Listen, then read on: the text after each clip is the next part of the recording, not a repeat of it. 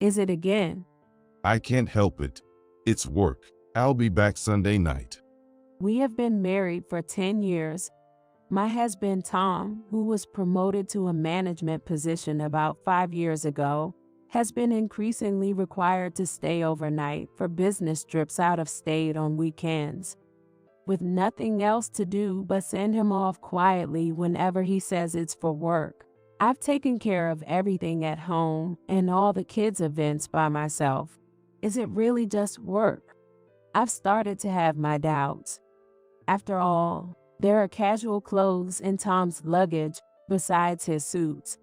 When I ask him, he says he changes when he goes out to eat, but it just doesn't seem right. Would Tom, who dislikes hassle, really do something like that? I'm Sarah, 40-year-old stay-at-home mom.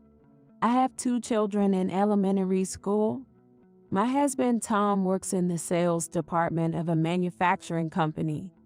I was working at his client's office when I first met Tom, who came in for sales, and I fell for him at first sight. After dating for 2 years, we got married. When our kids were little, we would spend weekends at the park or go out as a family, and I think we were like any other happy family. But now it feels almost like a single-parent family. The kids seem lonely too, and I'm filled with guilt. Then one day, I found something. While cleaning Tom's room, I noticed a letterhead from a fancy hotel in another region. He probably used it for some notes. It was Tom's handwriting, scribbling something about work, but there's no way he'd stay at such a nice hotel for a business trip. This must have been where he stayed last weekend, alone or with someone else. That was the moment my suspicions almost turned into certainty. I took photos discreetly for evidence, put everything back as it was, and decided to hire a detective agency that I had looked into before. Tom probably thinks I, a stay-at-home mom, wouldn't have the money to hire a detective, but in reality, I've been saving up little by little and have a bit of income from simple work I do at home. The results of the investigation came back quickly. Probably it seems that the affair might have started around the time his business trips increased. His affair partner was a woman, Ellie, who had been with the same company for 5 years. Tom, using his management position, had been preying on female employees. What a jerk he is. He must have thought he wouldn't get caught, or he wasn't even trying to hide it. The detective was amazed at how easy the investigation was. It turns out Tom spends 2 days a week at Ellie's apartment. I had no idea, but it seems Tom's company has 2 fixed early leaving days per week, and on those days, he always spends time with her, pretending to work late and coming home just before the last train. It's astonishing how he could come home and say things like, "I'm tired and working late is tough." Maybe if I had checked the overtime pay, I would have seen that his hours didn't match up, but the affair started just as he got promoted to a management position and stopped receiving overtime pay, so I never noticed. Unaware that I was investigating, Tom kept coming home late from work as usual. And then here we go again. I've got another business trip next weekend. It infuriates me to think I've been deceived, but I can't let it show on my face or in my voice. I have to act normal. Again, haven't your business trips been frequent lately? It can't be helped. I have a job that only I can do. Oh, really? Work that only he can do, huh? Must be special work with your mistress that only you can do. He's acting all high and mighty, not even realizing I'm almost on to him. I know it's work, but where's the business trip to next? It's Chicago. Hey guys, Daddy's going on another business trip, so I'll bring back some souvenirs. What would you like? He smoothly changed the subject to souvenirs and went over to the kids. Looks like the next trip is to Chicago. And then the weekend arrived. Well, I'm going then. Take care. You'll be back Sunday night, right? Yeah, I'll have dinner out. So an outsider, we must seem like a happy couple. He leaves first thing Saturday morning for an overnight affair trip and doesn't come back until after having dinner together on Sunday evening. What a joke. I'm furious, but as Tom walked out the door, I said to his back, "Enjoy your last affair trip." With that, I closed the front door. What? I thought I saw Tom turn around, but by that time, I was already inside the house. Now, I need to put my plan into action. It's going to be busy. First, I need to pack up everything before the movers I arranged come. My kids are with my mother, who took them to the amusement park, and they will stay overnight at my parents' house. I feel sorry for the kids, having to leave home without understanding why. But it's all that man's fault. Even I, who have been a relaxed stay-at-home mom, found out I can muster incredible power when needed. I managed to pack up quickly and hand over the stuff and some furniture to the movers without a hitch. The essentials for the kids were taken to my father's house by car, and the rest I've stored temporarily in a rented storage unit. And next, I headed to Chicago. I had asked the detective to find out which hotel Tom and Ellie were staying at. Careless as ever, Tom didn't even use a fake name, but booked under his own and paid with his credit card that manages our household finances. Thanks to that, we found out their hotel immediately. But since Tom manages our finances, he's probably always done it this way. I can't help but feel frustrated with myself for not realizing it sooner. After waiting a few hours at the hotel, they might have been sightseeing. Tom and Ellie entered the hotel, acting all lovey-dovey like fools. Well, so that's the type of woman he likes. He's old enough. They acted like such a ridiculous couple, and I don't know where to look. Probably because they figured they wouldn't know anyone in Chicago. They let their guard down completely. The two of them lined up at the front desk to check in. I decided to ambush them from a sofa in the hallway leading to the elevator area. After they finished checking in, they walked toward here, completely oblivious to everything but each other, and didn't even notice me despite my not being in disguise. I stood up and deliberately walked towards them, as if to bump into them. Only then did Tom and Ellie turn their faces towards me, as if they were about to bump into me. Ellie, of course, had no idea who I was and looked annoyed. "Who's this lady? Move out of the way." Tom turned pale. His eyes were wide open, his mouth half agape. Why are you here? His expression screamed it, even though he didn't say a word. Ellie tried to go quickly by pulling Tom's arm, but Tom couldn't move. He must have been frantically trying to figure out what to do next. The thought almost made me laugh. "I came here too," I said brightly, with a purposeful smile. No, why did you come? His eyes couldn't look at a point. He looked completely flustered. Is work done already? That was quick. Tom didn't respond. I turned my gaze to the woman, gazed from top to bottom in a way that seemed as rude as possible, then smiled and said, "Who might this lady be?" I tried to ask in a light, almost giggly tone. Tom scrambled to untie his arm from hers and mumbled, Well, she is a colleague of mine. "You're arm in arm with your colleague. Do you even do that at work?" I wanted to retort, but let it slide. Instead, I turned to Ellie with a bright smile. "Hello, I'm his wife, Sarah. Nice to meet you." Realizing the situation, Ellie pulled away from Tom with a shocked expression. "You were checking in quite cozily together, weren't you?" I said, showing Tom a photo I had secretly taken. Tom looked panicked. Hey, did you take a photo? No, it's not what it looks like. You're mistaken. He was still trying to deny it. Mistaken? As if that could be. Couldn't he come up with a better excuse? Well, no matter. I accomplished what I came to Chicago for. Well then, I'll be going home now. Let's talk when you're back from your business trip. Bye-bye. I waved and left the hotel. What those two did after that, I have no idea, but Tom returned home as planned on Sunday night. I had been wondering whether he would come back at all. I'm home. Hey, Sarah, are you there? He shouted. I see.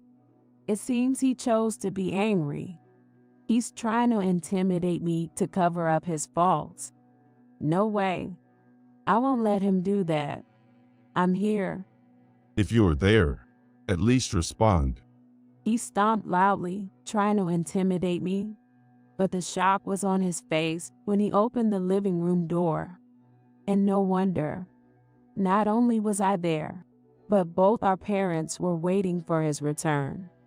Everyone stared at Tom silently until his father, John, spoke up. Sit down. Before Tom arrived, I had shown our parents all the evidence from the past 5 years, the detective's findings, and what I had seen and documented in Chicago. John, usually cheerful and gentle, spoke sternly, causing Tom to flinch and awkwardly take a seat. Do you have anything to say? If you do, I'm listening. It's imposing when someone who's usually calm gets angry. With just that one line, Tom straightened up. No. He seemed unable to say anything. He didn't know how much we knew and was gauging how to respond. Sarah has told us everything up to now, including what happened in Chicago yesterday and the photos. What on earth have you been doing? Tom was expressionless and said nothing in response. After a moment of silence between Tom and John, neither speaking, I decided to make a move. I always thought something was off, but then I found this in your room the other day and had it checked out. I showed him a photo of the hotel letterhead I had found in Tom's room. Tom looked startled, but everything was already out in the open. Resigned to his fate, Tom began to speak hesitantly. It was just for fun at first. I thought she was kind of cute. I'm sorry. I didn't mean to neglect my family. Really? What are you even saying? Didn't mean to neglect your family.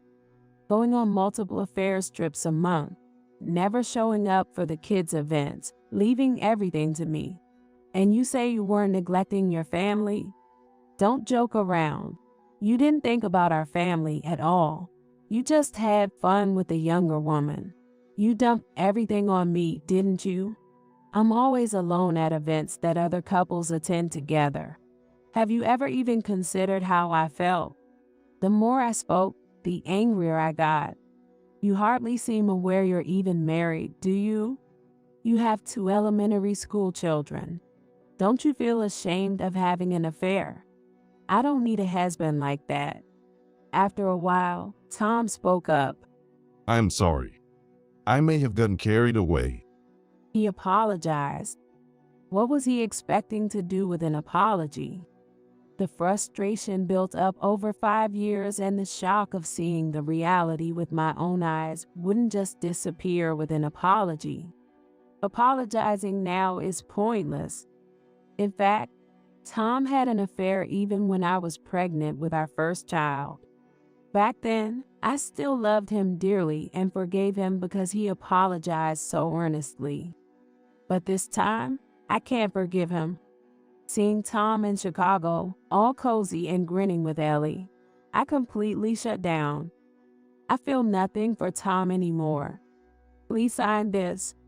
I handed Tom the divorce papers.